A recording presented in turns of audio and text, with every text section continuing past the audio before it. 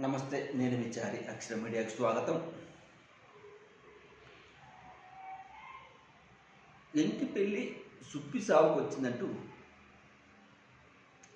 రేవంత్ రెడ్డి సర్కార్ ప్రవేశపెట్టిన free bus సౌకర్యం మహిళలకు అనుకూలంగా ఉన్న పురుషులకు మాత్రం ముఖ్యంగా ఆటో డ్రైవర్లకు మాత్రం ఆదాయాన్ని దెబ్బతీసింది. ఆటో డ్రైవర్లు ఆందోళన చేపట్టే సంగతి తెలుస్తుంది. సరే, ఏది మంచి చేసినా కూడా ఒక చెడు దాని వెనుక ఉంటుంది. దాన్ని ఎలా అధిగమించాలి అని ప్రభుత్వం ఆలోచించాలి. ఆటో డ్రైవర్లు కూడా ఆదుకోవాలి. దాన్ని పక్కన పెడితే మరి మహిళలకు ఫస్ట్ బాగానే అనిపించినా కూడా ప్రస్తుతం వాళ్ళకు కొత్త సమస్య పడిందని తెలుస్తుంది. ఫ్రీ బస్సులో ఆధార్ కార్డు చూపిస్తే చాలు ప్రయాణం చేయొచ్చు ఫ్రీగా అనేది నిబంధన. అయితే ఆధార్ కార్డు తీసుకెళ్ళి చూస్తే కొందరు కండక్టర్లు ఇది ఎప్పుడో 10 సంవత్సరాల క్రితం దిగిన ఫోటో, ఇప్పుడు ఇందులో ఉన్న ఫోటో మీదే నమ్మకం ఏంటి, ఎలా గుర్తుపట్టాలి, తేడాలు ఉంటాయి కామన్గా.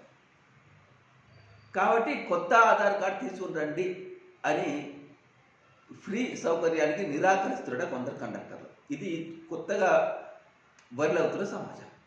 ఇది ఎంతవరకు నిజం అనేది పక్కన పెడితే, ఈ ఆధార్ కార్డులో మనం ఫోటోలు దిగినప్పుడు వచ్చే ఫోటోలు మన ఫోటోకు దాదాపు అస్థిమస్క తేడా ఉంటుంది.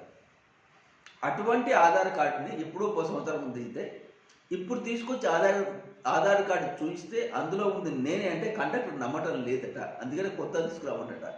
సో ఇక మీదట ఈ మహిళలు వీళ్ళకి కొత్త సమస్య ఇది. మళ్ళీ పోయి ఆధార్ కార్డు కొత్త తీసుకోవడం కోసం క్యూలలో నిలబడాల్సిన పరిస్థితి తప్పనిసరి పరిస్థితి ఏర్పడుతుంది. ఫ్రీ బస్సుల తర్వాతనే కాబట్టి మహిళల ప్రయాణం పెరిగింది. ఏదైనా ఇంతకుముందు సమస్య ఉంటే ఒక 4-5 పనులు చూసుకొని ఒకేసారి బస్సు ఎక్కి ప్రయాణం చేసేవారు.